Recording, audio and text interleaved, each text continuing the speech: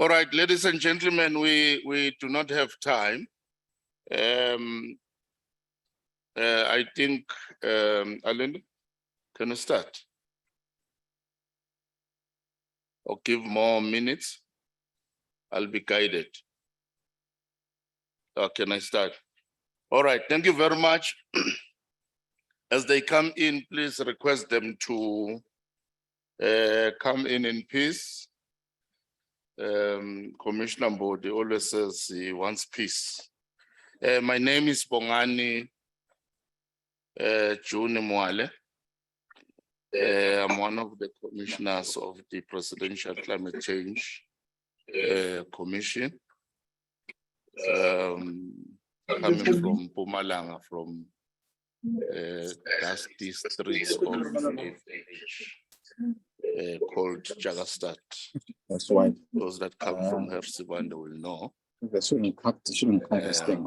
Rather just staying in Bad Plus. They show the whole thing. Unless if they just want to. I'm told, ladies and gentlemen, then we have that about case an hour cut somewhere there. to allow the commissioners to give us feedback coming from the groups. But just before that, Dr. Olive,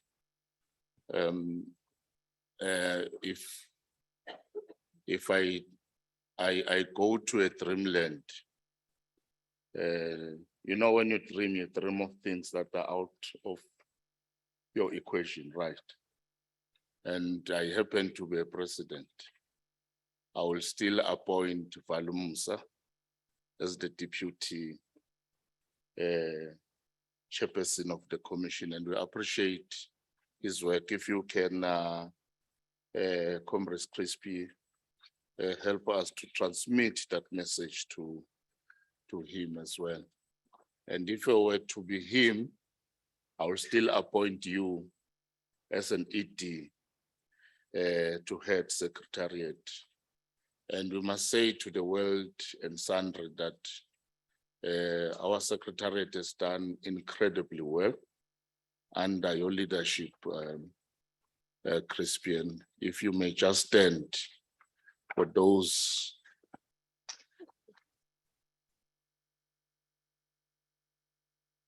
They are a team of highly diverse people, of course, supported by our partners. They do not sleep. The amount of assets they push in emails is too huge for us to actually, as commissioners, to consume and understand. You'll have to read 2 or 3 times, and that is indicative of the work that they do. They're very neutral in their work. They pursue the element of justice. And we really do appreciate your work, Crispy, and the team. And the world must know that as commission, we appreciate the work. And you are a commissioner in your own right. And the support that we get as well from Minister Chris. And I can speak on behalf of the commissioners. She's been extremely consistent in supporting us. Never attempted to carry a remote control. You know, abanye abantu bathi bangathola ipower bese bafuna ukucontrol abantu abangana power control. And that then becomes a problem. We really appreciate. But ladies and gentlemen, we have 4 commissioners that are going to give us feedback from the following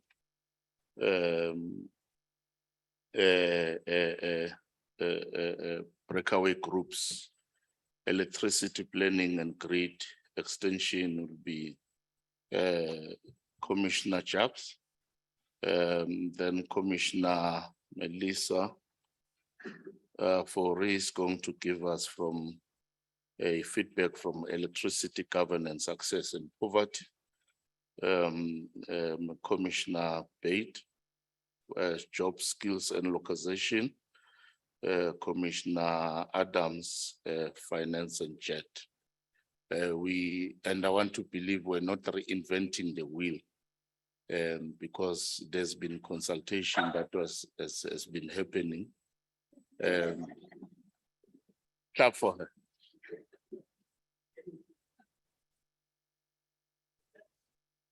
Yeah, I understand that from lunch, people have renewed energy.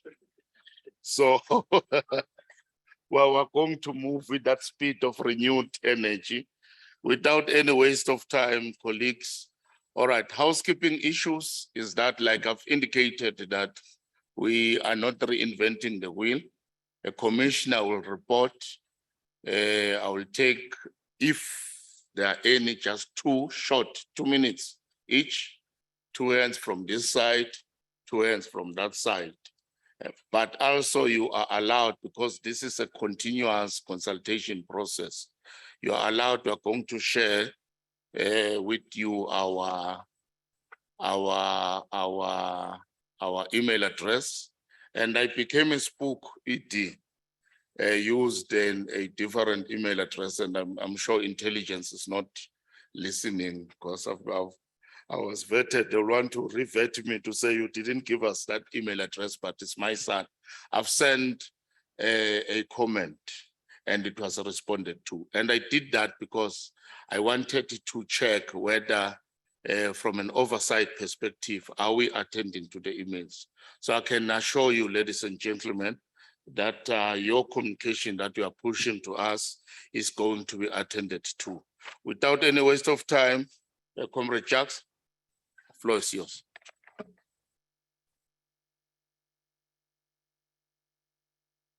Thank you, Program Director. Good afternoon, ladies and gentlemen. Jacques Higu, at the back, if you can just, there you are. Ladies and gentlemen, firstly, just my thanks to the group of people that were in the main plenary with regards to discussing Group 1 and the challenges and the possible solutions and proposals. Maybe there are 3 takeaways.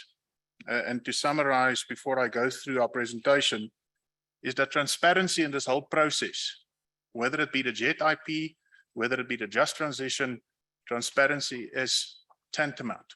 In other words, without that, we will not succeed. The other takeaway point is spatial planning. It's absolutely important in terms of our grid.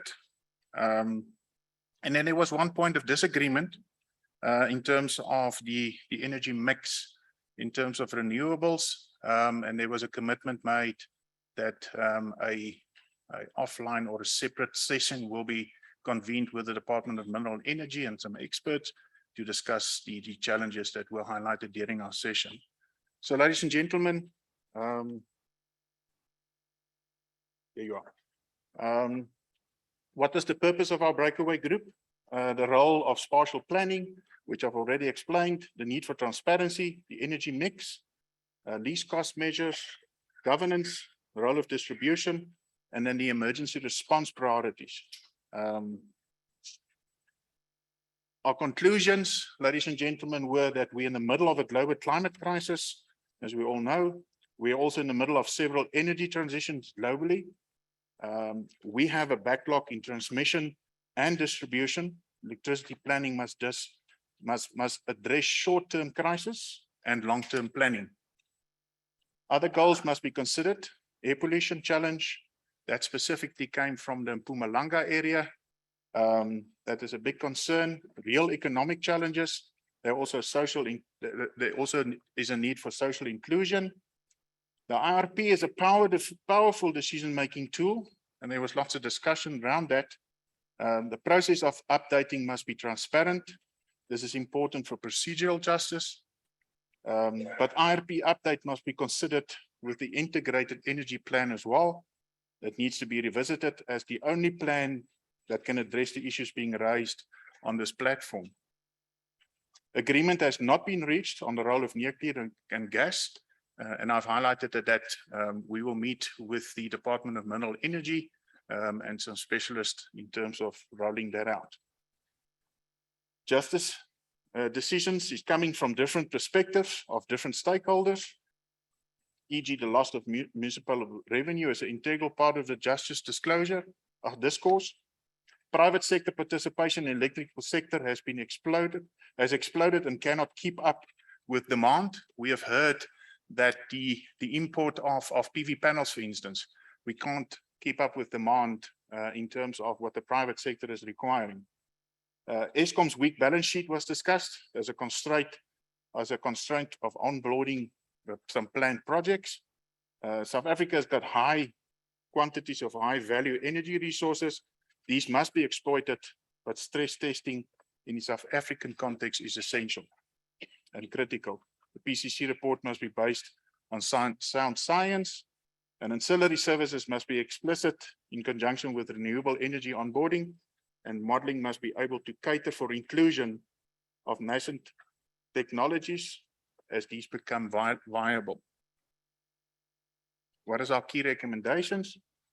Maximize use of South Africa's excellent resources, wind and solar. Revise the integrated energy plan to look at energy planning as a whole. Ensure that total transparency throughout the process. Consider all elements of electricity supply that would lead us to carbon neutrality, including nuclear. Ensure least cost measures that consider the total cost to society alongside the full suite of technologies required for system functionality.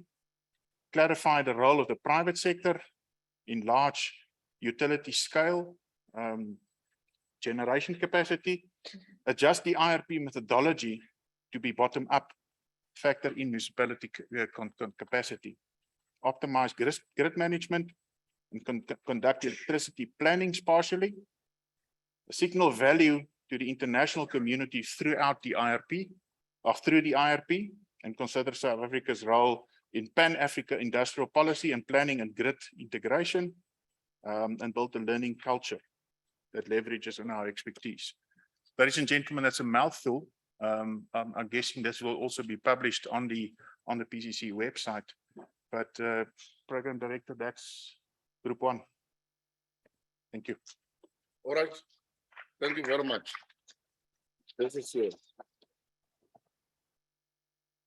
You're not clapping hard enough like people who have renewed energy. Can I have another round, please?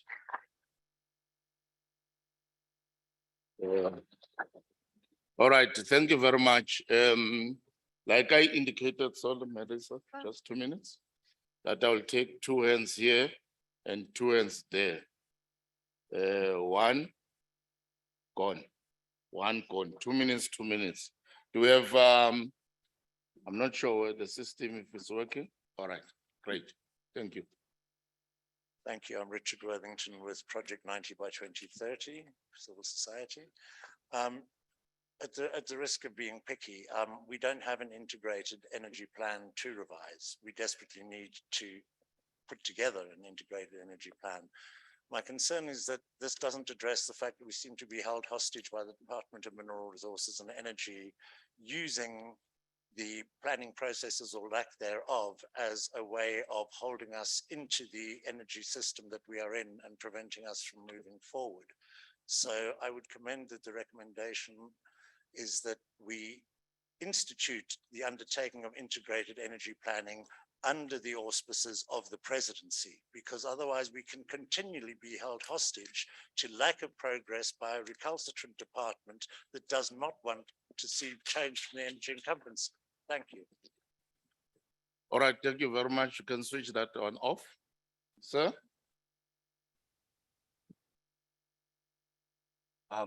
Thank you. I'm Victor Minnick from the Life After Coal campaign. I would like to ask a process question about the discussions on nuclear power. My question is whether that discussion was led by lobbyists from the nuclear lobby or whether it was led by constituents.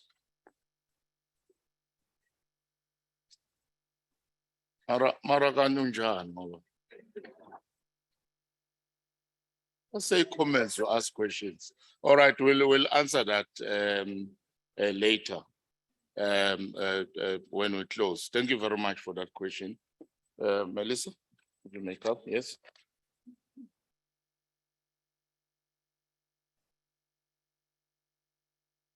Is there a slide for, Hi, good afternoon, everyone. I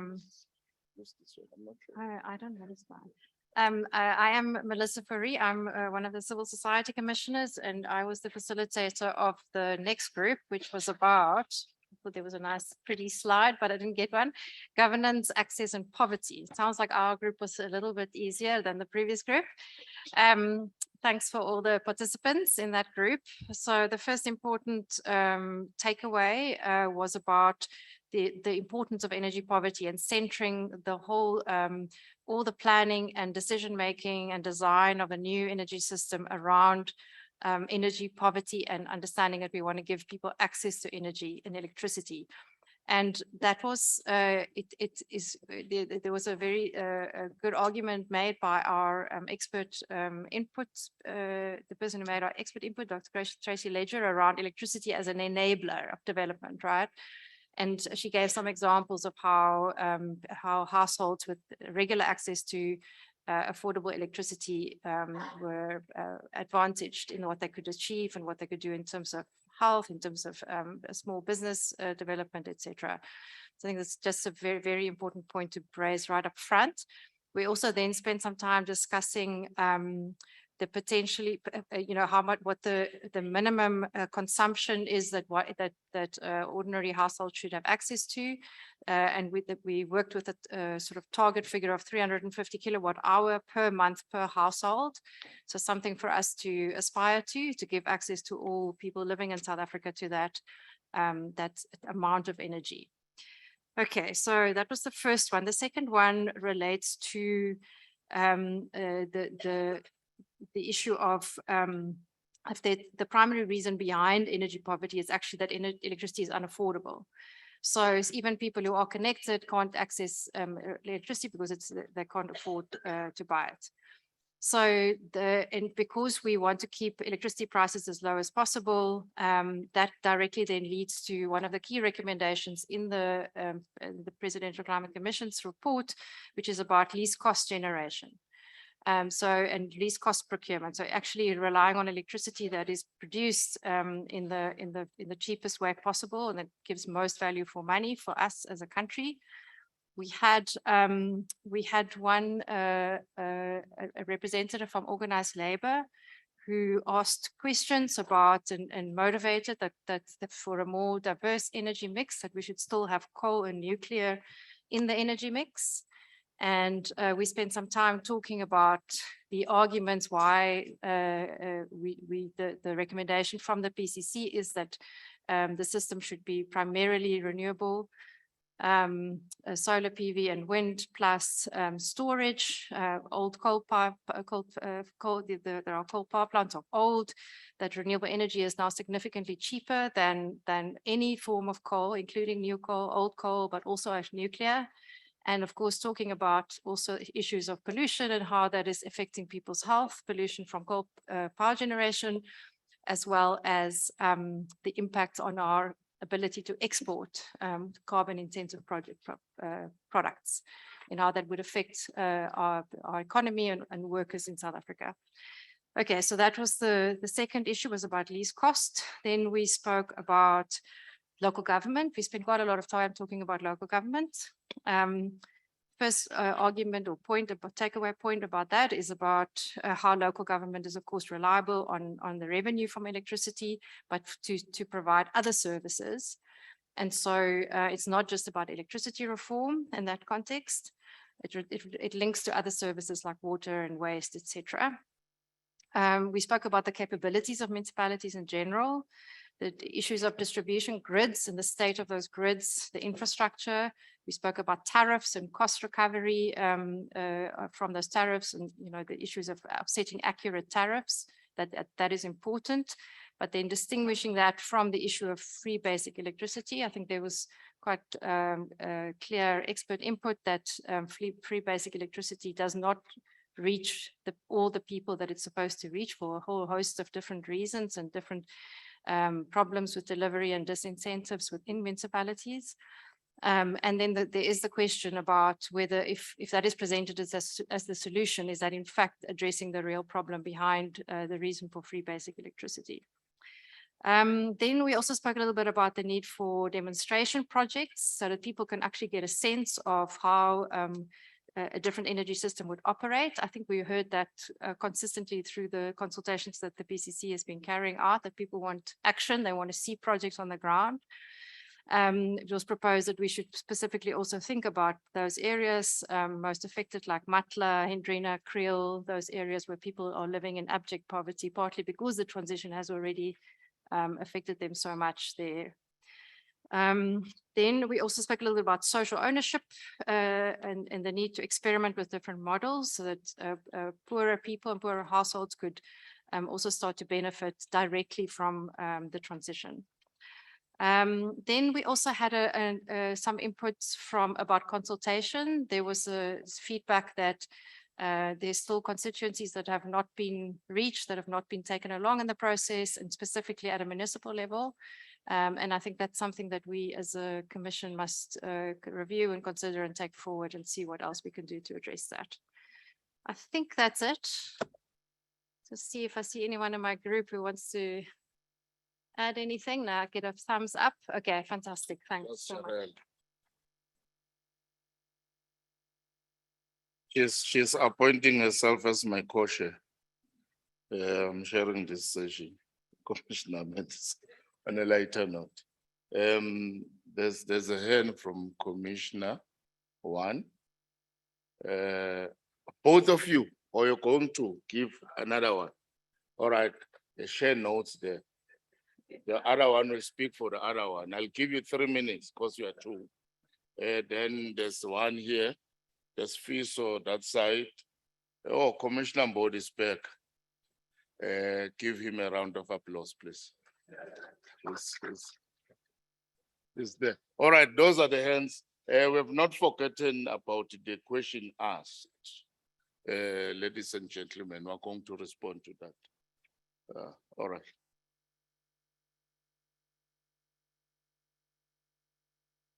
Apologies, Commissioner, for if I was not listening carefully to what you were saying. I was a bit distracted. One of the things that came out, which was really important, and nobody pushed, everybody supported, was the fact that the free basic electricity process should be a larger measure of electricity. And there was also discussion to up to 350 kilowatt hours per parcel. And then there was the other question of an incline or other suggestion of an incline block tariff in terms of that the more you use, that you will pay. Now it seems, and I might be wrong, I'm not an expert on electricity tariffs or anything, but it seems that there are 2 blocks now. But actually it should be, those blocks should be further defined. So the more you use, the more you pay. And that free basic electricity must be, and Perry's research is very clear that that is doable as well. And Earthlife's research already from, I would say, 2 decades ago said that that was doable as well. Thanks. All right, thank you very much. That's Commissioner Bobby Pick. And I can tell you that it doesn't qualify for free basic services, unfortunately. Thank you very much, Comrade Bobby. Hi, Pela, who's the spokesperson there? You know, it's All right, true. Is so yeah. I'll give it to you. Thank you. Okay, thank you. My name is Andy Lemlam. So my question or plea to the commission is that every year, since there's a transition, am I audible enough? Yeah. Since there's a transition, and then ESCOM, every year they have this yearly price determination. If there's a way for them, because we're speaking of affordability as it is now, to move forward, to suspend those yearly price determinations until we reach a point where we can catch up and have people afford or move to renewable energy. That's my comment. Thank you. Thank you very much. Yeah, thank you. You can clap for me. You can clap for him. Thank you very much. Yeah, bese vala ke lapho. Vala lo. Close that one, close yours. Ngangena Ngena baba. ngiyabonga Mine is a reminder of a important point which was mentioned on the session. Is that government should explore independent study on electricity pricing. I think it's a point that was never mentioned, and I think it's important. Thank you. Commissioner Bobis is nodding there. Bahlali, carry on, Bahlali. Amen. There was a hand there, yes. I was surprised to feel late food.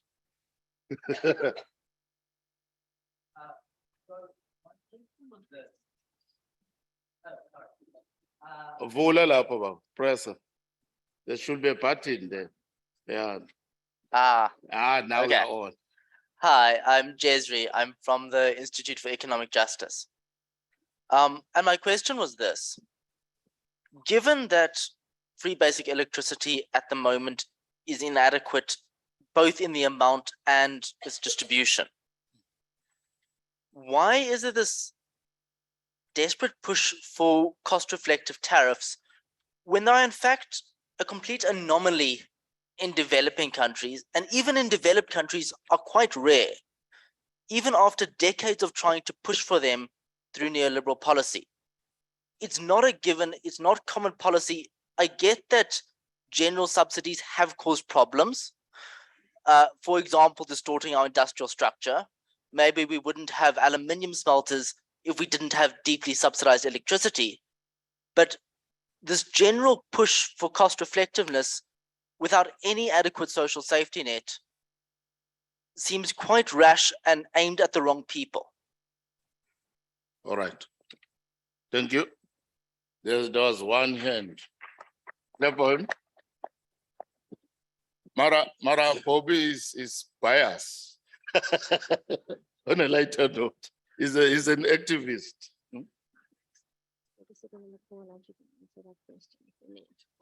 All right, okay. I'm told there's an expert that must answer your question. Sfiso? Thanks very much, Dr. Bongani Mwale. I don't need to introduce myself anymore. I'm still that Sfiso Zacharias. Dr. Press all right. Short voice. Okay, people will tremble when I use that one. Dr. Look, amongst other recommendations that we have submitted as Labour was that with great concerns, we therefore said we support a transition. However, we are worried in terms of the pace that we are moving in. That should be registered. We don't want to end up like Germany, France, and Spain in South Africa. Do you think we're too slow? We need to move gradually. It cannot be an overnight thing. While we say that in terms of safety nets, we support the view that we'll continue to use coal, or we believe in energy mix, whereby coal will remain the major supplier. Not that we should abandon coal. Coal is a God-given resource. And in Mpumalanga, we have coal that you can still, you have coal in Mpumalanga that you can, if I can share with you, Doctor, up until Besta is released out of jail. Up until Besta is released out of jail again. Right. And of which I want to believe that this time is going to be, I don't know how long. So now that is some of the other things that we've said. So we remain resilient as workers, and we still say, look, people of Mpumalanga are at a cold face of this whole thing. And we appreciate the part that says a major stakeholder was seen to be left behind, but at least we have registered today to say the local government sector municipalities, at least they are brought on board. So we would want to appeal to our stakeholder, which is SALGA in that particular sector, to say, let us run. You have your partners there. You have the other parties, organized labor being SAMU, the majority and progressive union in that sector, and the other one. So please let us have these programs and let us move. All right. But bringing awareness to people at the ground level. Thank you, Doctor. No, thank you very much. I see when you are talking there, your comrades were celebrating that we are amplifying the point that you've said to us. Is noted. Rev, I will need prayers. I will tell you who you should pray for. All right. I just want to do justice. Justice, Rev. We don't have time. I want to give them 30 seconds, and we get a response. Then you'll be the last one. 30 seconds, you're bad. Hello, as a young person, I shouldn't be getting 30 seconds. Oh, But We deserve victory. okay, so because it's brief, I'm gonna give it over to my colleague who wants to respond to the guy on call. The gentleman at the back on call. we're not responding. It's not a direct response. Okay. No. This is on social ownership. When we speak about social ownership in local governments, what exactly do we mean? Can we elaborate on that? Because as much as a just transition should be people focused, and we realize the constraints that local government has, what exactly do we mean by social ownership? Are we saying that we're going to support social entrepreneurship projects within communities, or are we saying that local governments, the responsibility yet again falls on local government, who has a conflict of interest between the revenue generating model and reselling back to ESCOM? All right. All right. Now, thank you very much, Val. Ayaka. Commissioner Ayaka, may you kindly stand up? May you kindly stand up, Commissioner Ayaka? All the young people, you are represented by that voice. When you're saying, I mean, a young person, that is, we are Jabul. Please engage with her further. As well. Thank you very much. My brother, your 30 seconds. Sorry, I have a collective question. This is out to the floor. Sorry, comrades. Let's listen to you. And to the country as a whole. What does South Africa look like in 2030 if we are not a signatory into the climate change agreement? Meaning, had we not signed, what would this country look like? And that's a question that we should ask collectively, coming from all different sides. I think at this point, the deal has been signed. So we have to find a way together to work at it to survive in this very brutal economic global climate. Thank you very much. And from our expert there at the back, you're supposed to give us an answer. Right. No, thank you, Commissioner. I'm not going to attempt to answer that question. It's about No, not the latter. No, it's about the discussion we had in the group on cost reflective tariffs.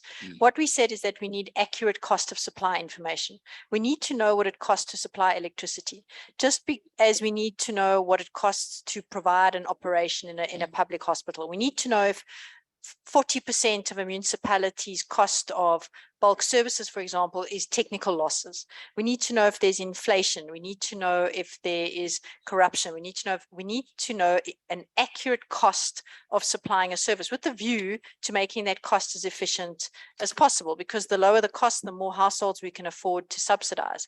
But having that accurate cost of supply is not the same as saying that people must pay that tariff, but it is in the interest of everybody for us to understand what it costs to supply electricity service, particularly in a municipality, and for us to work to make that cost as efficient to take inefficiencies out of the system. That was the discussion.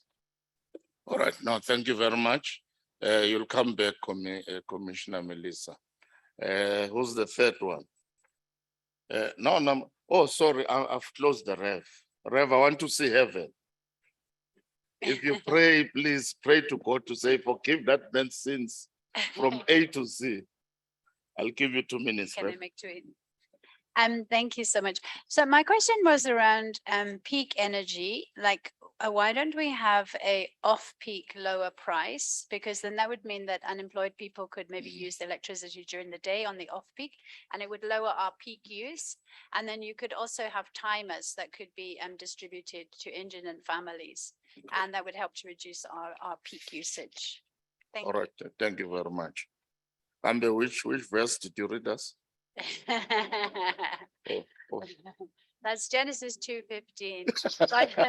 God told us to look after the planet. Thank you very much. Rev.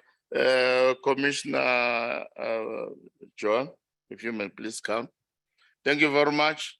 Clap for that commission led by Commissioner Melissa. All right. Thank you so much. Thanks. So our session was on localization, skills and jobs, and Mike provided good initial context on actually the scale of localization that we're looking at. And, he talked to the current high levels of localization of components within the renewable build, that if we scale up to the level of renewable implementation over the next number of years, we won't have the local capacity to keep up with that. So we really need to ensure that not only do we localize on the solar panels and wind turbines, but also significantly expand the component manufacturing of the other inputs into the renewable energy build and transmission, most importantly. The discussion was then around localization doesn't happen by accident. It actually needs to be planned. And we need a better localization plan, so driven by the demand and sustained demands, also recognition that the bid window process of the past has not been instrumental in driving successful localization because there's been too ad hoc demand for the products. So we need to have sustained demand for the localized products. And with that, we need a localization plan to ensure that we can deliver the scale of components needed when those components actually need to be there. Oh, sorry, I have a slide. I didn't realize I had a slide. This was the purpose of our workshop. Technology, I see that. Yeah, technology, let me help you. So I have a far more efficient repertoire than I actually realized. Yeah. Okay. You know it. Yes. So I was working off my phone. This is much easier on my eyes. So I've mentioned the first 2 points, and it's really important for us to ensure that the manufacturers identify what needs to be locally produced. So we have, there's more engagement that is needed with the manufacturing circle to ensure that those businesses understand the scale of demand that is coming down the line. There was also a comment made in the session that, has there been adequate consultation with businesses operating in the manufacturing space to actually understand what the potential is on the JET IP to ensure that we drive localization, which will then lead to a growing economy in an improved level of jobs and meaningful jobs. For localization, there needs to be competitiveness. So there was a discussion around the ability to actually produce local goods cost competitively. And there was a question around policy instruments. Do we have policy instruments in place to ensure that we can drive that competitiveness and drive the offtake or drive the localization of components? So I've touched on this, but there was actually a discussion on the need for explicit just transition plans for companies to be very clear as companies are planning their build as to what they can actually commit to locally, We've seen within the REAP program that that is a mandated localization requirement. Obviously, when private sector builds, they don't have a requirement to look at local, but we should look at how we can encourage local companies in building out either their renewables or their business to actually drive that localization. And the opportunity, they're not actually discussed in the session, but it's just brought to mind a discussion we've been having on hyperlocalization. So the better we understand the demand for products in a district and regional area, the more we can drive hyperlocalization of those products and components that then allows us to not only create jobs in the spatial areas, but also reduces the carbon footprint within those value chains. And I've mentioned the private companies. Then from a job creation point of view, it really is an understanding that industrialization plan. And there was a comment made that it's not just about the jobs in the rollout of the renewables and the build of the infrastructure projects. It really is about ensuring that we understand the job creation potential in those value chains and localization businesses. There were quite a few comments around the lack of inclusion of SMEs and SMMEs. That it's a talk shop, that we don't necessarily actively include SMEs in the build, and it needs to be done with intent. This can't be a transition that benefits only big companies. It has to be done in an inclusive manner and creating new industrialists and new businesses. And really looking at how to remove red tape. There was a comment made around the inability to hire people to even carry solar panels because they don't meet the electrician requirements that are required. So how can we address the red tape issues to ensure that we can create a more agile implementation environment? There was also a comment around the integration of ICT into electricity distribution, which would create far better two-way communication. Greening supply chains, quite a lot of discussion around the risk to jobs of the carbon border adjustment mechanism, and how we need to green our supply chains to both protect jobs and possibly as a differentiator and a new opportunity for export production. And a broader conversation than just renewable energy, but really talking to the network sectors, because it is in the proper planning around ports, transmission, rail, ICT, that we can deliver the infrastructure necessary to create a thriving economy, and through that define those supply chains that actually lead to localization. Oh, I'm going backwards. These arrows go in the wrong direction. From a skills perspective, and there was a comment made that we have the skills. So I think that there's strong recognition that there are well-trained and skilled people in the country. The challenge is we don't have enough of them, and we don't have equal opportunity to skills development. And that really is where we need more justice to ensure that everybody in the country has the right to being skilled and upskilled. And there was a discussion around, I'm just trying to see if the words are here, but on creating choice. You know, it's not a case of just transitioning a coal miner out of a coal mine into whatever the job is that is defined. We need to create skills choices for individuals and allowing them to be reskilled and upskilled. We need to better define the critical skills of the future, what those skills are through the various pathways, and identify both the primary, secondary, tertiary skills development that is necessary, and ensure that our TVETs and universities properly equip our people to meet the jobs of the future. There was a couple of discussions around training programs for solar installations, and comments made that, you know, people are trained, but because they don't have the necessary accreditation, they can't necessarily get jobs. So it really is important to not only skill people, but really to create job opportunities for that, so we can ensure that the right skills land in the right jobs. And there was the last point, empowering workers. They do have the option to choose. We did talk about failure. There needs to be an opportunity to be able to fail. So in digital, they talk about fail fast and fail forward. So we need to create the capacity to try, to fail, to learn, and to improve on what we're doing. There were also some comments from individuals from the impacted communities. And it highlighted the need for greater dialogue.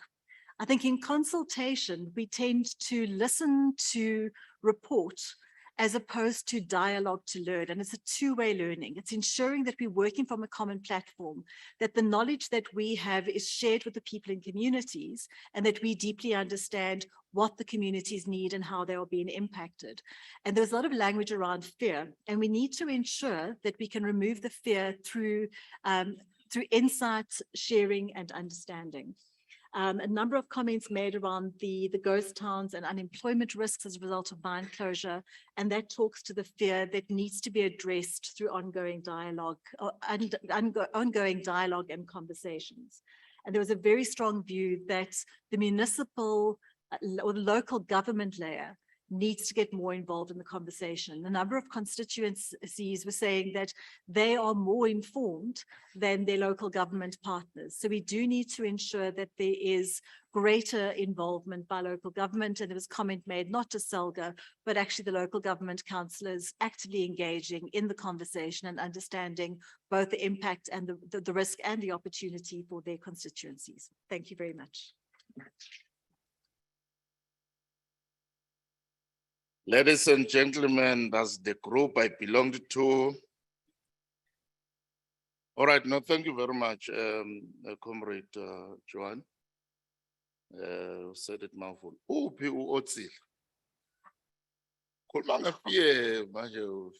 Gunini, sorry, ukukhatha se. I was trying to reprimand the group that side. Being now Imlo. Vala, reprimand. Vala. I'll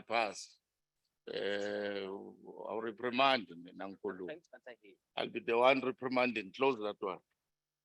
You'll come and reprimand to me when I'm seated down, right? Yeah, sure. There's a hand. I start on the right, not because I'm biased with the right.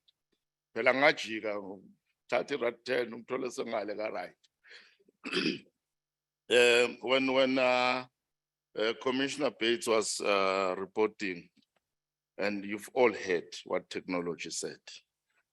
You're making good progress. That was technology. Did I hear incorrectly? No. All right, there are no hands here. Oh yeah, sure. Hey, Banbasa Wheatbank. All right. I know it's from Wheatbank. From social media, we interact, Blessing, thank you very much. We know some of the face. I'll take two. Boko na group angisho. Uthe ubuya eLeandra or Secunda. Ngikhuluma nawe lesibhofu. Yeah. All right, okay, Bambe Mchani, you're number 3. Basebenzi 4, Commissioner Mbodi, you'll be the last one, but don't cause trouble, Commissioner Mbodi. Oh, it doesn't want trouble. Yeah, all right, leadership. Thank you very much, Commissioner Mtokozo Mtweni. I'm the Deputy Chairperson in the province of Mpumalanga of South African Youth Council. I'm staying in Wheatbank where we have— So I've demoted you, apologies.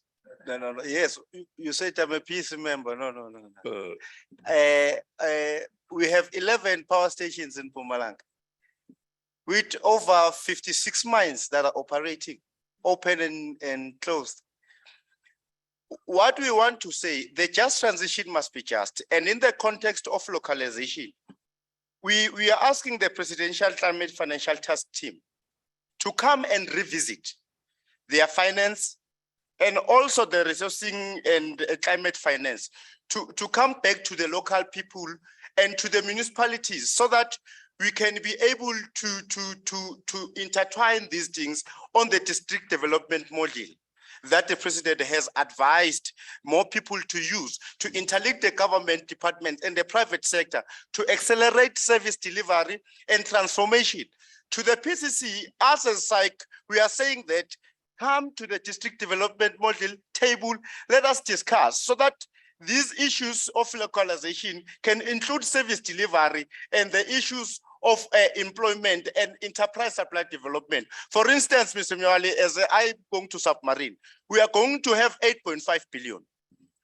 And the 8.5 billion must be shared by the people who are going to be affected by the climate change or the just transition, right? So we must skill those people so that when we transit, it can be a smooth transition so that there are no ghost towns. Like in Emalahleni, we have now two ghost towns because of two mines. One is Goede Hope that has just shuttered their own plant. They have been consulted with the community. They're not saying anything. And I know Crispy, the SG, the secretary of the PCC is listening carefully. All the stakeholders must come and consult so that all of us can make a smooth transition. We skill back our people through SLP and CSI projects so that when we go green, we don't leave our people behind. Right. We are from COVID-19, Mr. Mwale. We must treat this thing careful and sensitive. Our economy is very fragile. We are trying to come back. Even myself, I'm still owing Edgar's. Thank you very much. All right. I don't want you.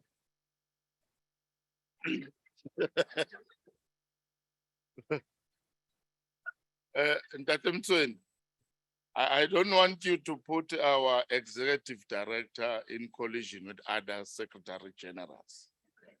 He is the ED, not SG. You know, the SGs and the GS, that terrain you don't touch. We had a GS here in the morning, and they know we respect all of them. Thank you very much, Ntatemtswe. What's the second one? Let me take you leadership. Oh, thanks, Ngiyabonga, leader. Or thanks to the colleagues, Ola, Commissioner. Oh, Chair, also we wanted to highlight, because since we come from the COP from Egypt, was it COP 27 or Sharm Sheikh? Is it the city? Yeah, so also how do we localize the understanding of COP, of these COPs and stuff? For instance, now we like to quote the Paris Agreement, but now the currency conversion can allow us to convert to make example with Paris Agreement. Once we have our own COP, we come from COP Al Sharm Sheikh, yeah, is from Egypt, is a city. So we like to understand also the commissioners, have they also advised the district development modelers to also integrate and to have their understatement, is it what is gonna be just there towards a just transition from Sharm Sheikh, or is just do it transition, or is the trust? How do we build trust around this model of the climate commission? Thank you very much, Chair. No, thank you. That was progressive. You know, there's the cameramen or cameraman. When you watch soccer, you know their attitude. Abathathe wonke lo muntu. Asebeka ba-Greenstone bathathe laba abahleli kahle lapha ema-Greenstone. And that's the problem. Cameramen, all of them wants to be in our archives. If you may take kindly your pictures, don't be selective to a group seated next to Commissioner Mbodi there. Well, I'm here and I'm observant. No, Zacharias, Begasandra pass. I've noted the leadership. Okay, let me give Commissioner Mbodi. No, Nena Kokasanda. All right, while I'm giving to this leader, Nena Kokasanda, we are going to speak for him as well. I'm not suppressing you, my leader. Thank you very much. Thanks, Chair. My question is, having went through the type of technologies that we are proposing, I think we must not miss an opportunity to include technologies. We need to be technology agnostic, but obviously look at us and our climate goals. My question is, why is certain technologies which are proven to be clean these days not part of the technologies which have been included? And I'm specifically asking about technologies such as waste to energy, where you use municipal waste to generate electricity. I'm specifically also asking about wastewater treatment, that we can use wastewater to generate electricity. What's the reasoning behind leaving such technologies and only focusing on those catalog of technologies? Because when we talk about an energy mix, we need to look at any technologies that can be able to kill 2 or 3 birds with one stone. Look at municipal waste. We've got a very big issue, because when you talk about carbon emissions, landfill sites are emitting a lot of methane gases, which is also harmful to the communities around them. Why are we not also thinking around that, whereby we are able to come up with strategies that can be able to, because we must not only look at the energy generation part, which is emitting. We also need to look at the lifestyle type of activities, such as landfill sites. And these landfill sites, mind you, are in townships whereby the concentration of a majority of people are there. Why are we not using technologies to reduce these emissions and only focusing on certain technologies that found favor within certain lobby groups?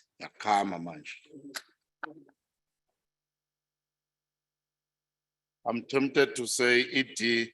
I'm tempted to say ED, please answer while you're seated there. But I don't want to do that, Alinda, because transport must still fetch me. I don't want ED to say cancel anything that relates to Mwal.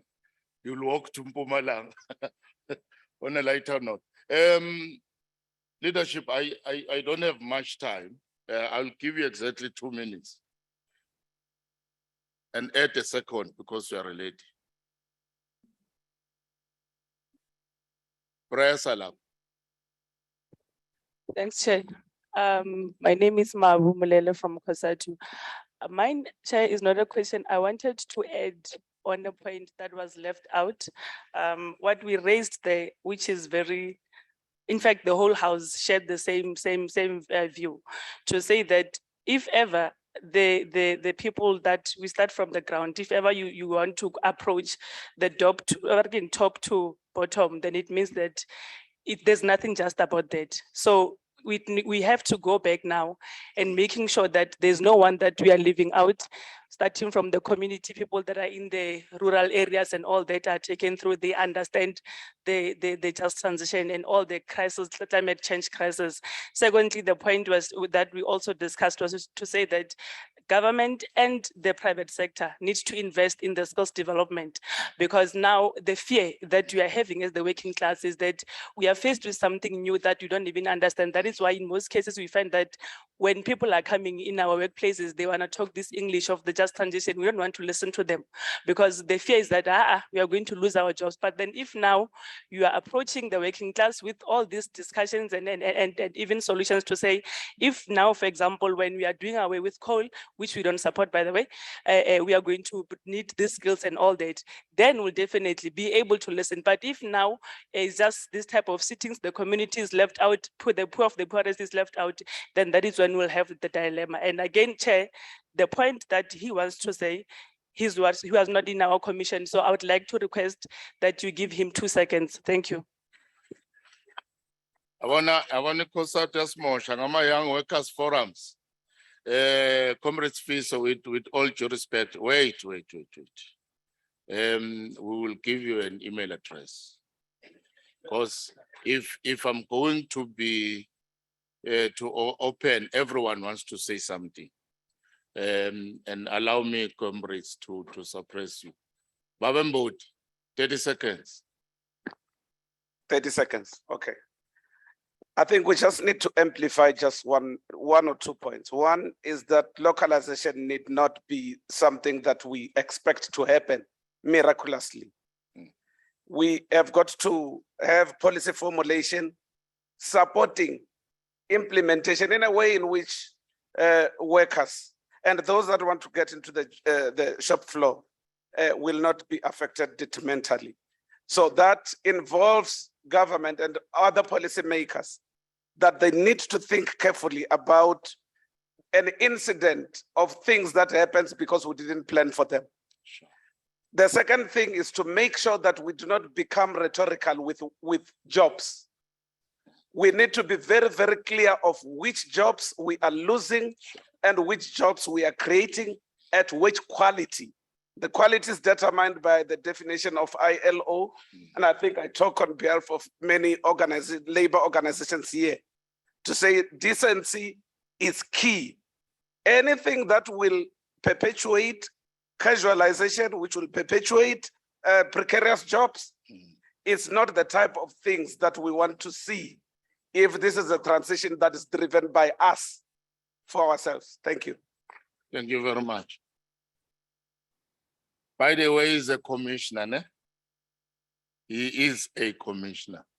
No, it's fine.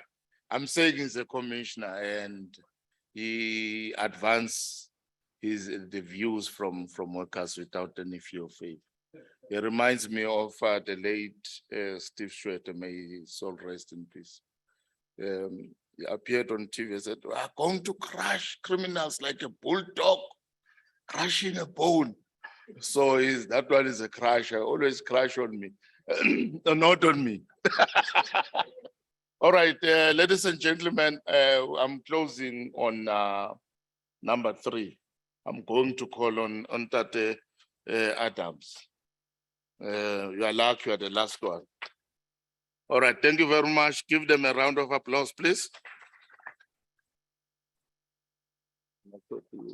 No, I don't need a president. Okay. Thanks for that. And I think it was a bit dangerous to ask a water person to facilitate a finance session, but it was a good learning experience for myself as well.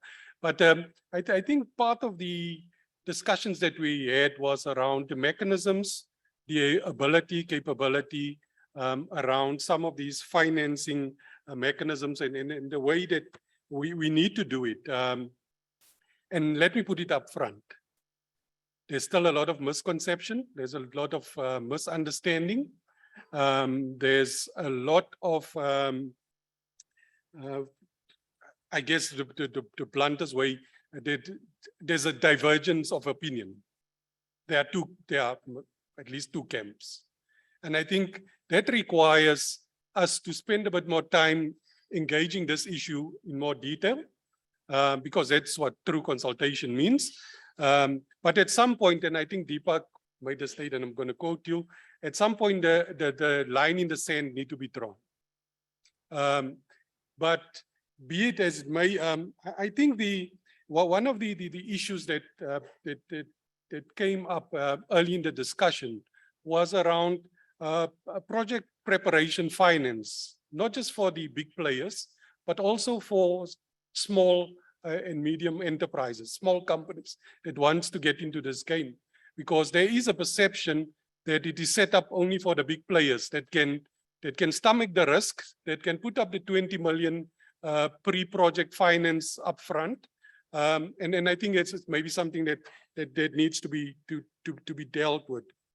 The issue around the longer range planning, and of course, the issue around the bankability of these projects, as someone mentioned, 20 years, but what are the mechanisms and what models can we use to, don't look at the slides, it's just the notes, or maybe just take it out, it's just going to confuse people.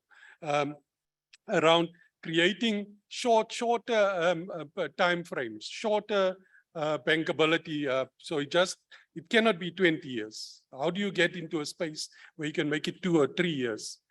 So I think those are some of the issues. One of the issues that certainly intrigued me is that the notion that everything seems to be collaborated, consulted, but very little integrated. And I don't know if people are picking up on this as well, because the integration is key for if we want to make this transformational change.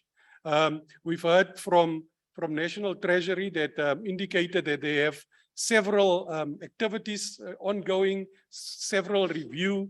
I think one of the words used was stress testing, some of these things. So there are activities at that level.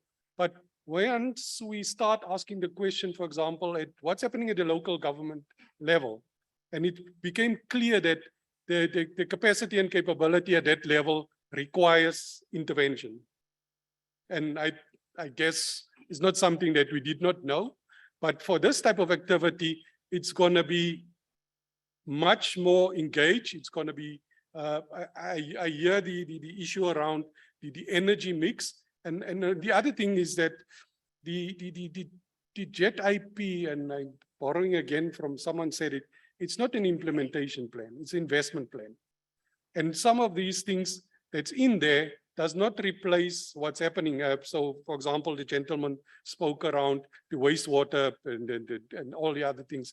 You would be happy to know that the Department of Water and Sanitation put out an expression of interest the other day to run some of their schemes on renewables, but it's not in the plan. So there are things happen. So again, it's that how do we harness that ecosystem? How do we start integrating? The other issue that came up was around, but I did not know about this. And I also heard about stuff happening in the Eastern Cape that I did not know was happening. So there's no central database that says, but this is funded. These are the models that's been used. This is working, etc. Because that is, the action is happening. And we heard this morning that there's action. So we can learn, okay, but how was this financed? What was the mechanism, etc. So one of the divergent points that I think is that is there is there's a view that everything should be funded out of the fiscus, whereas there's also a predominant view that says, no, we need to mix up the funding. But with that, I think there was an argument for the risks with loans. It's there, but are you not going to take them? What are you going to wait until you can afford it, etc. So, but of course, with that comes what are the de-risking opportunities? What are the different models that one can use? And as I said in my closing, human nature is about picking a side. We are binary beings. We are not, we need to be a bit more fuzzy and say, okay, but I understand what you are saying, etc. But can we not meet in this fuzzy space? Because I think in there lies the solution. Divergence is good. It creates the tension for the discussions and to find the proper solution, etc. But we will need to. There were issues around, I guess, certain sections of society being against privatization, and we need to listen to some of these issues. I've mentioned the involvement of smaller companies and what are those finance mechanisms that's there. We know they are there, but within this plan, is it clear enough? Can people see themselves? Potential blockages identified is that public finance, does it need to be reformed? The issue of corruption and the trust deficit came up in our session as well, and I think that needs to be things that needs to be looked at. The other one is around, and I guess it also came out in the PCC. Where is this green hydrogen coming from, and where is it going towards? And I think that this is some issues that needs to be.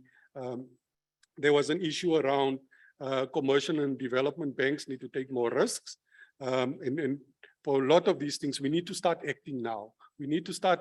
And I think the phrase that we need to start make that mistakes now, fail fast, fail forward. Because if we want to satisfy all opinions and all views, we're going to stand. This train is moving, not just in terms of the climate issues, but do you want to start jumping on the train when it's at speed, or do you want to get on it while it's still moving at the, I think the other recommendation was around, a lot of the focus seemed to be around the supply side and very little on the demand side. So what do you need to stimulate on the demand side? Smarter technologies that's more efficient, etc. We've heard from the gentleman already at a very localized scale there's some things that one can do. So I think some of the key takeaways, it needs more discussion. It needs a communication process. And the best way I can think of it, and again, borrowing from the water, is maybe a finance primer. How does these things work? What are the risks? Are there risks, real or perceived? Maybe a myth-busting section or something like that. So that will help us steer us in a common direction where we can start unpacking how it should be financed, what should be financed, and then maybe create some sort of atlas or database around the different mechanisms, because I don't think there's going to be one for everything. It will be different, and maybe also what are those learnings from those, what were the failures, what was success, and we build from there. We constantly build this pyramid towards the top rather than trying to spread the base out continuously. So with that, Chair, let I conclude. Thank you very much. Thank you very much, Comrade Adams. That was mouthful, and the danger of giving bureaucrats to report is that they encroach with impunity. You say, come and speak about man and talk about what. Yeah, but thank you very much. One, nothing. One hand. Two, three. 2 minutes each, colleagues. I'm late, actually. All right. Thank you very much. There are some issues that I think that input from the commissioner left out.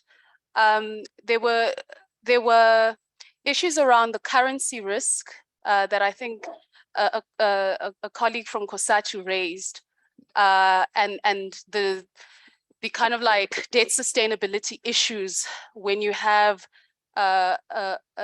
an investment plan that is predominantly debt denominated, where the currency is not domestic, but it's foreign. So that was another issue that was raised. The use of de-risking and PPPs. Why are we mobilizing public financing when we are saying that we don't have enough fiscal space to de-risk the private sector, right? And what are we doing to de-risk society at large, like as in communities that are affected, right? There were issues around process, like how are we going to be playing a part in this JIP process going forward, given the fact that there was a lack of transparency to get us to where we are.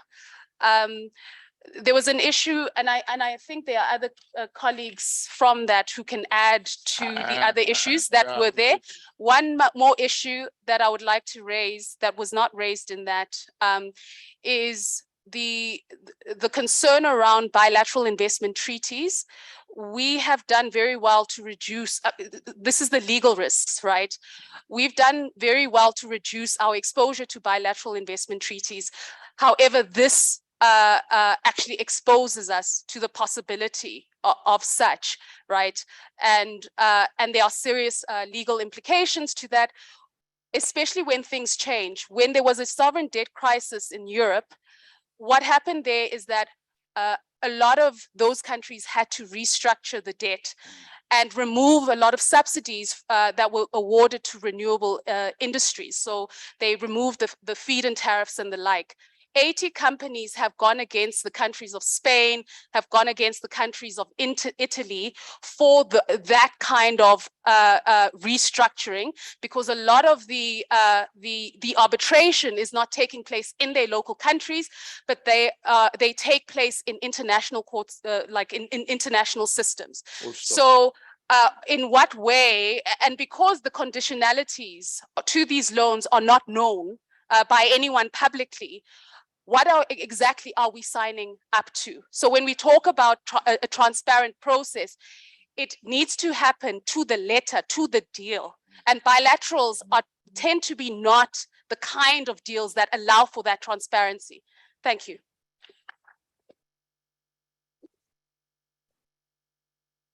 Manje, we are trying to be smart. Ufuna ukungidodge.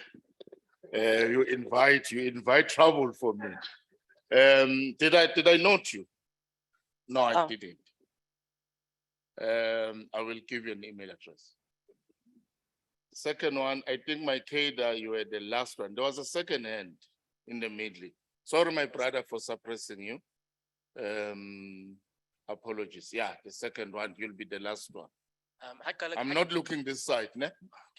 I'm a campaigner working in philanthropy. I think I'd like to pick up from the last speaker here, being someone who was not in the commission. The first thing is really a contextual one. We are spending about 20% of annual public spend servicing debt, not addressing capital, right? And then this is really a question around debt for climate financing. We are in a context where we are in an aggressive fiscal consolidation program in the middle of a recession, a global recession that no one wants to declare, in the middle of an already declared debt crisis globally, right? Now the question here is, how should we figure the additional debt, and particularly sovereign debt backing private projects, right? How should we figure this in society? How should we make sense of it? How should we then also be able to kind of bring people on board into this? And this leads me to a further question really around, I'm listening to the previous speaker, and in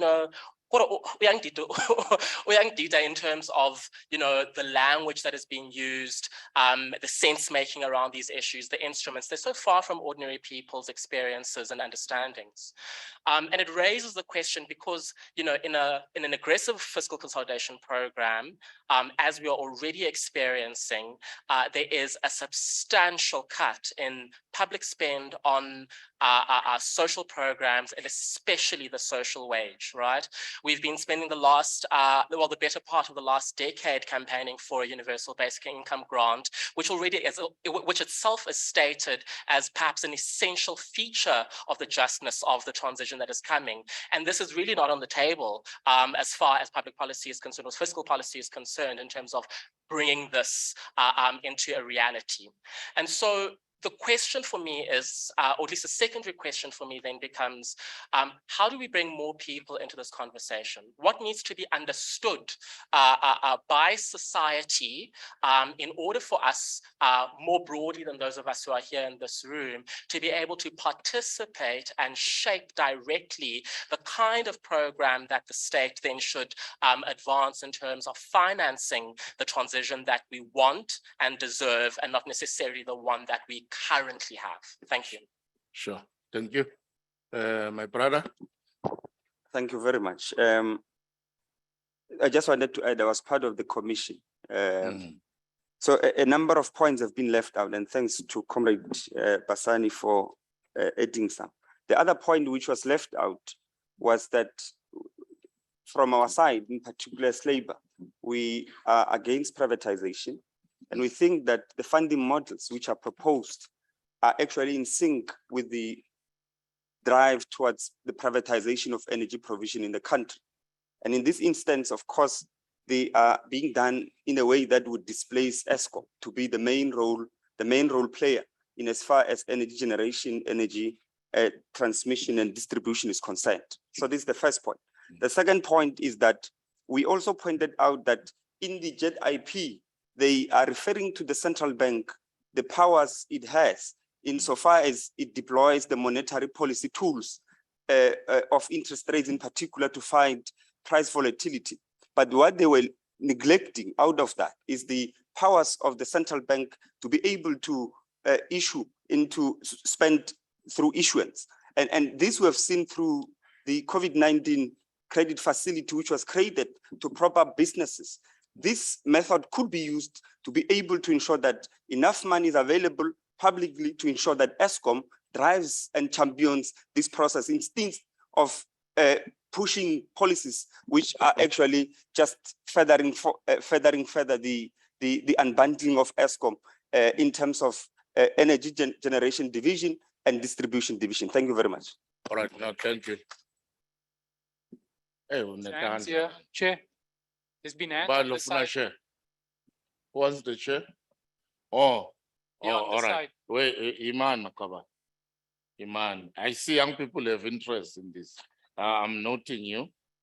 I'll give you 2 minutes. And I'll give you 2 minutes. I'll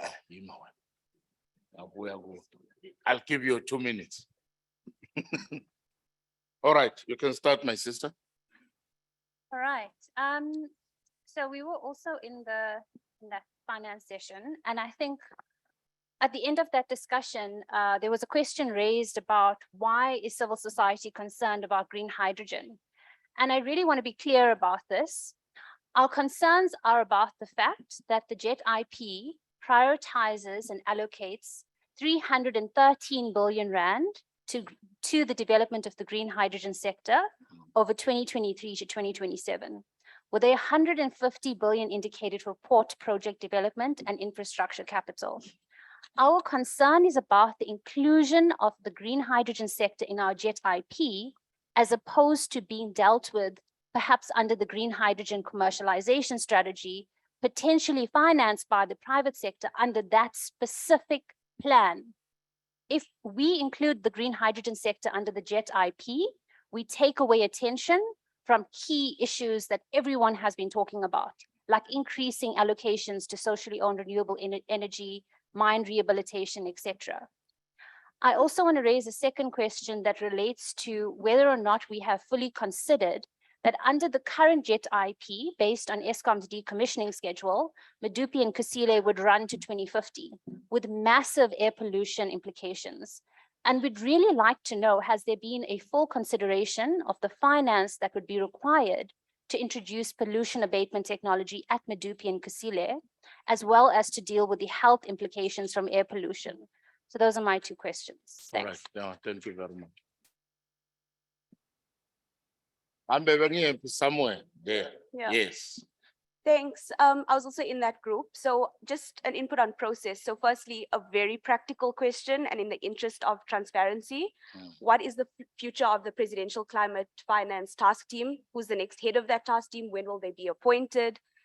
Secondly, on the revision of the JETP investment plan, we don't have any timelines on this. We don't have a timeline on an implementation plan.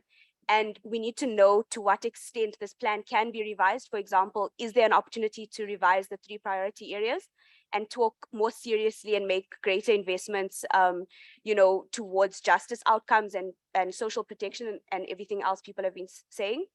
And then finally, we obviously want consultation to continue into the implementation process. And we know that the investment plan provides for an establishment of a JETP unit for tracking, monitoring, and evaluation. Our suggestion on that is that there needs to be inclusive and real representation in that unit, so that civil society as well as other stakeholders can play a real oversight role and make sure that there's accountability with this plan, given the issues we've spoken about around corruption and differentiated investments in sectors that haven't been consulted on. Noted. Thank you, my sister. Be efficient as well.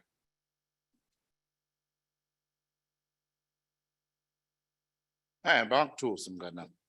Nyabonga Itsuba. Only 2 things I'm concerned about. Firstly, I think 100 years back, 1923, ESCOM started this thing of energy. Only 3 things they were concerned about: how to improve the country economically, to employ people, and then bring energy to the rest of the country. That was 100 years back. So now what I'm concerned about is that have this system of PCC already checked in the near future the negative impact of this just energy transaction? Because I'm pretty sure back in the days when ESCOM was founded, they were never concerned about the global warming or anything of that sort. So now you are implementing another new strategy here in South Africa, of which I want to know what we are ready for all the consequences we'll have 100 years to come. And the second point I have, this thing actually worries me because those foreign countries have make market or invented this solar system and stuff. So now they are creating market in Africa. Now we have to rush to do this transaction, trust energy, what. So I'm concerned, are we having a plan? How we gonna repay this money that they are borrowing us? Because South Africa, we know we are a bad debt. We can't afford to make loans and loans and loans if ever we don't have a strategy to pay. So how are we going to benefit? How can we make money with this new energy transaction? Do we have a plan? How gonna pay back the money? How the community and the government gonna make money? Thank you. Don't want to go there. It's pay back the money, see now. Not go there. All right, ladies and gentlemen. My session ends here. You asked questions, but some of the questions that you were asking were actually submissions. You gave a voice through the questions that you are asking, and we are going to consolidate that into the new into a final report. I want to dismiss with the powers that I have. First, dismiss you and dismiss myself. Thank you very much.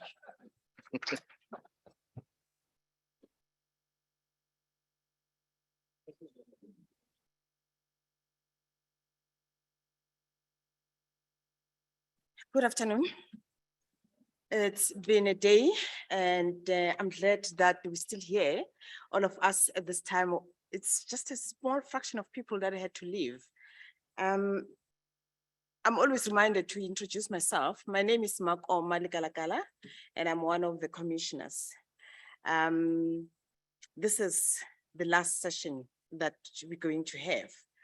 The panel this morning set the tone for the conclusion of this colloquium.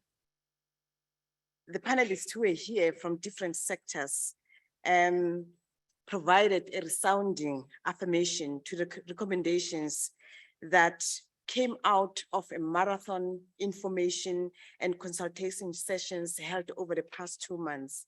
These consultations were held with young people, they were held with faith-based organizations, they were held with civil society organization, organized labor, business, and government. In these various consultations, there were robust discussions on the feasibility of the recommendations that we had put forward. The different views emerging on how we can achieve a carbon neutral future. I think we're moving now to the conclusion of this colloquium. I'm going to invite Dr. Crispin Orva to come over and do a summary and closing of this colloquium. Thank you.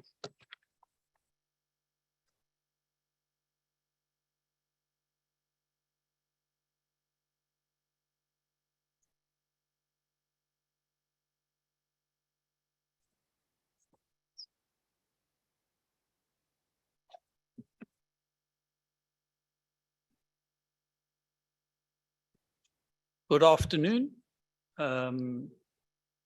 Thank you all for staying and for your incredibly robust inputs and engagement. So I heard some of the breakaways were a bit hot. That's what we wanted. So, I mean, just to say, extremely grateful for the kinds of engagement and input that we had. I'm going to attempt to give a summary. And, you know, in a summary, I'm not going to capture everything. So I apologize in advance.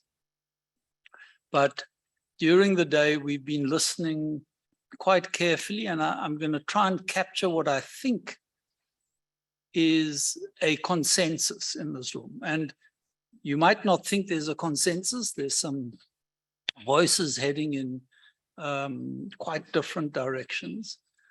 But I think there are a couple of areas that we fundamentally agree on. And so I'm going to ask for the first slide.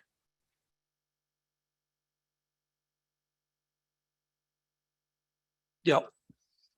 So, I mean, the one thing that unites us is that the just transition is the overarching framework that guides us.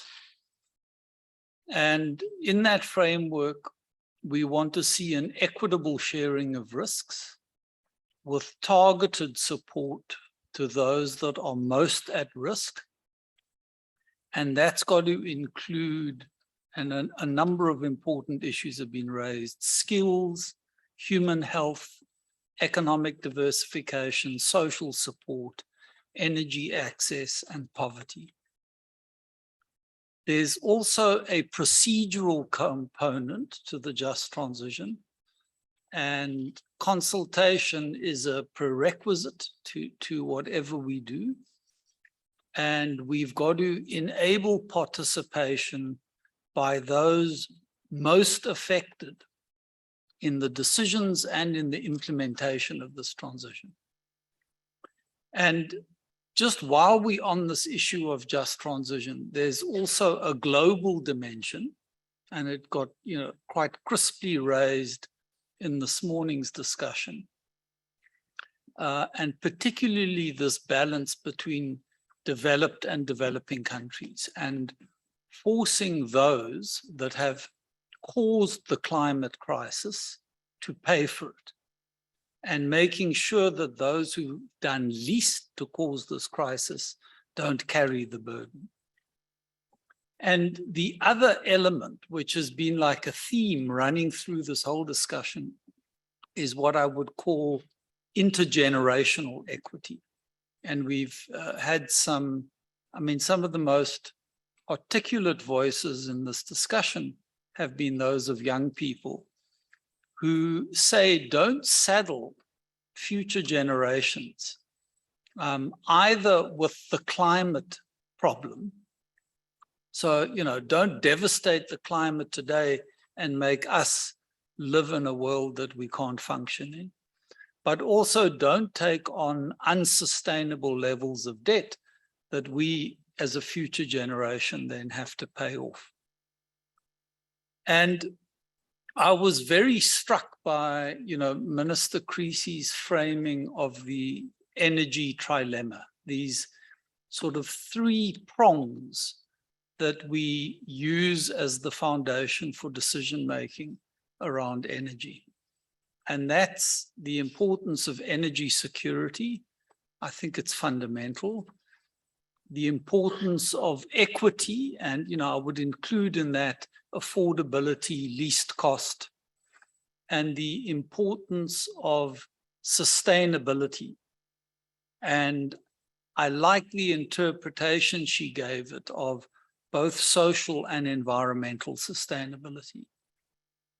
And in addition to this trilemma, I think we're all agreed that the immediate crisis we're facing has to be our overriding focus. And that's because in this crisis, we are destroying businesses, we're destroying small businesses in particular. They've been very hard hit. And it's the poor, who are not able, like the middle class, to go and get inverters and batteries and opt out of the ESCOM system. So it's poor people that carry this energy crisis the hardest. And then just a last point, a couple of you, and it's come up repeatedly, is this importance of how we understand these different plans. And maybe starting at the biggest level, the National Development Plan, which frames the just transition that we all committed to, which frames the just energy transition, and in turn, which informs decisions around the integrated energy plan. And I think we all accept that we need such a plan, which informs the integrated resource plan, which in turn informs ESCOM's transmission development plan. So, this idea of nested plans that all talk to each other. Then, if we can go on to the next slide, I want to then just talk I'm going to do one slide on each of the things that came out of the commissions. So, firstly on energy planning and grid expansion, this was a particularly hot debate. And I came in for the second half of it. I think I missed the most interesting earlier engagement. But I was listening, carefully to say, okay, people are disagreeing fundamentally on some, basic technology choices, but what do we agree on? And first of all, I think we all agreed that we need transparency in decision-making, and decision-making must be based on science. Everyone seems to be agreed that we've got to upgrade and expand the electricity grid. And by that, I mean transmission and distribution. So, mindful also of the distribution networks. And I think we all agreed that we've got to accelerate the deployment of new generation as fast as possible, at the same time that we make the current fleet as efficient as possible and get the EAFs up. So we're not disputing that. And in picking the technologies, we want technologies that we can deploy immediately, that are available as widely as possible, so access, and that are least cost. So, we understand the criteria by which we're going to pick the technologies that we want. We still debate which of the technologies pass that test. And, probably the most intense disagreement was around variable renewable energy and whether it can power a modern industrial economy, whether you can sufficiently balance a renewable dominant grid. So the agreement, I understand it, is that we will interrogate the local studies further with experts in the room, and we will continue to dig into this thing. And our energy plans need to be stress tested against local conditions. So, we don't have an integrated regional network where we can suck power in when we have, prolonged downtimes in terms of renewable resources. So, we've got to design something that's fit for South Africa's particular conditions. And then the other thing everyone seemed to agree on is that we need a spatial planning approach, particularly in the short to medium term, where we use available areas of grid access to put new generation onto those parts of the grid, which means a shift away from our least cost at point of generation model that we've got at the moment. So that's on energy planning and grid expansion. On governance, access, and poverty, I think there was broad agreement that we do need cost-reflective tariffs that allow service providers in generation, transmission, and distribution to, next slide, sorry.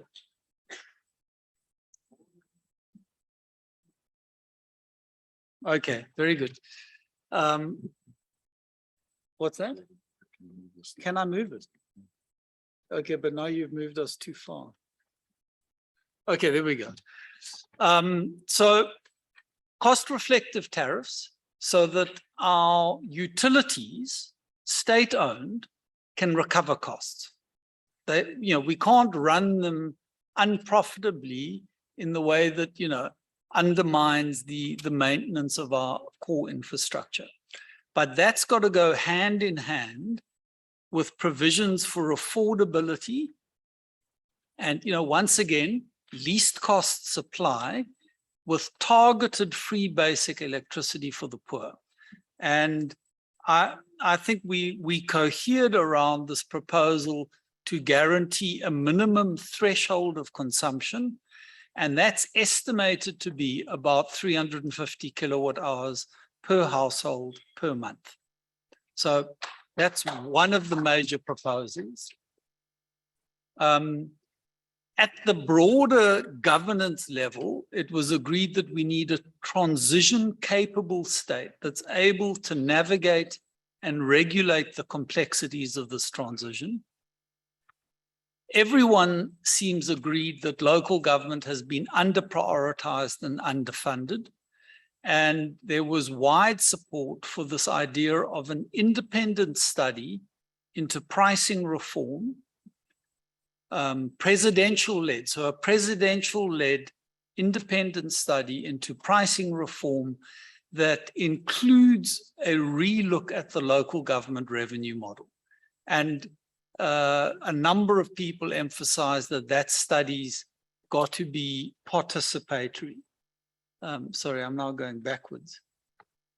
Then on localization, jobs and skills, you know, a lot of anxiety about the pace of this transition. And I think, again, you know, trying to find the point that unites us. We would all agree that the pace of transition, decarbonization, whatever you want to call it, must be managed in a way that protects livelihoods and maximizes jobs outcome. So whatever path gets the greatest jobs impact for our economy. And we're mindful of both transition risks, so don't move so slowly that these border tax adjustments basically shut down our trade and our economic competitiveness. Don't move at a pace that's so fast that we liquidate whole economic sectors and cast communities into poverty. So this is what, you know, we mean by a managed transition. It's a transition. It's not tomorrow. It's over a period of time, and it's got to be managed at the right pace. And integral to that management is this need to localize supply chains, to get our hands on the raw materials, and to build the manufacturing capacity of the country. And that's got to be linked to this accelerated process of deployment. I mean, we already heard the numbers now. We're on the hockey stick in terms of new low carbon technologies, however you want to define them. All right, just for the one sector in this room, I'm not saying renewable, although I would include renewable in that basket, but an accelerated deployment of low carbon technologies. And the point was very well made, and I just want to reinforce it. We've got to carefully plan this localization program. We need coordinated industrial and financing policy and the network infrastructure that builds the competitiveness of this country. And they also made the point about subnational green industrial strategies, which I think we've got to emphasize. The point was made about companies and their own just transition efforts and setting up just transition offices and doing that in a participatory manner. And then, you know, again, we are universally agreed on the need for a major program of investment in skilling, reskilling, and upskilling that equips the labor force of tomorrow to participate fully in the economy. Then on finance and, I keep going in the wrong direction. Finance and the vexed issue of the jet IP. So across the board, people want to see ongoing consultation around the jet IP and participation in its process of implementation. We heard from the discussion this morning loud and clear the issue of corruption and the way that it's undermining our economy. And I think we are universally agreed about the need to put proper governance and oversight mechanisms in place. And can I say, not just for the jet IP, but for all the transition funding that we're talking about. Then a big point we've got to find the means to ensure long-term sustainable financing of all these just transition measures we've been talking about. And, you know, some of it's got to come from the budget. Some of it's got to come from, you know, concessional finance and blended finance instruments. Some of it's got to come from grant components, both by corporates locally and by international donors. So that's part of the ongoing work program. We've got to work out how we're going to fund this just transition. Then very strong push around social ownership models. In fact, we've just kickstarted a project now as the Climate Commission on this area. We want to see practical social ownership models developed, not just wholesale privatization. And, you know, once we've done some successful pilots and run them, we want to scale those up. Then again, emphasizing the importance of building municipal capacity and transparency about how the just transition is integrated into budgeting processes. This is my last slide. Sorry, it's been a mouthful. I'm trying to summarize a whole day. So in conclusion, you know, we're in the middle of a global energy transition. That transition is underway. Parts of it we can control. Parts of it, they're moving. It's like the Industrial Revolution when it hit the world. You couldn't stop it, but you could mobilize and redirect and frame the terms on which the Industrial Revolution happens. And this transition has major implications for our economy, for jobs, and for people's welfare. So it's understandable that there are very strong views about it. People are highly anxious about it. I mean, we hear the anxiety. And if we get it wrong, we are going to cause a bloodbath. You know, we will destroy jobs, we will destroy livelihoods. So we, you know, as the Climate Commission, we do not underestimate what we're dealing with. This is a fundamental set of economic, social, and equity issues in this country. And for us, protecting livelihoods is the sort of guiding prism that we look at this transition through. But we also want to seize opportunities. So it's not just about protecting, but where we can address the triple challenges that we have as the country and fundamentally change the unequal nature of society, we must seize the opportunities that arise and take advantage of them. So, you know, to echo the points that came out of this morning's discussion, we need a plan that we all agree on and which is based on trust. And trust gets built in action.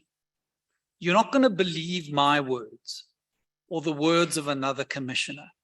You're going to believe us when we do it together. Then you will trust. So this is for, you know, we hear you and this is our commitment. Trust gets built in action. We need to focus on implementation. There's still some big policy issues. I'm not saying ignore the debates that we're having, but while we continue to engage and debate and even throw a few punches, let's also do. Because people, you know, are in crisis now. So, yeah. It's a commitment to continue engagement. There are a number of areas that we are going to continue and explore and ensure transparency in that process. And maybe just as a closing word, we've not talked much about adaptation and resilience. It's come up a number of occasions. It's extremely important, and it's important to integrate it into our thinking around energy. So, you know, there are water security issues that impact on energy, and there are energy issues that impact on water security. For instance, I'm crudifying the debate. So we need to integrate those issues into the plan, But longer term, we've got this just energy transition investment plan. We believe we need a adaptation and resilience investment plan. And, in terms of the priorities, we want to start giving a lot more emphasis to that as we move forward into the next phase. So that was a mouthful. Sorry for rabbiting on so long.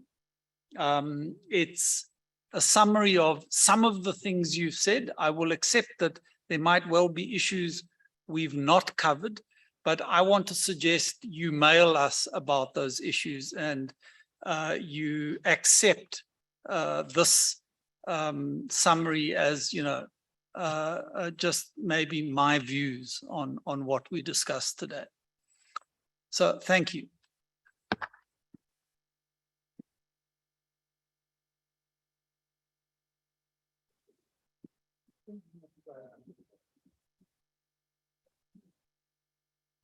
Thank you very much. Thank you very much, Dr. Christine Colva, for that summary. I think that was a comprehensive summary of the discussions that have taken place today and also previously. And I know that some of the points that came that he emphasized on were some of the views that were sent either by email or different submissions by different organizations. So this is the end of our colloquium. And I would like to thank everyone who had made time to be with us present here, and also those who have joined online. The summary that was presented to us, it may not be in the form that was presented.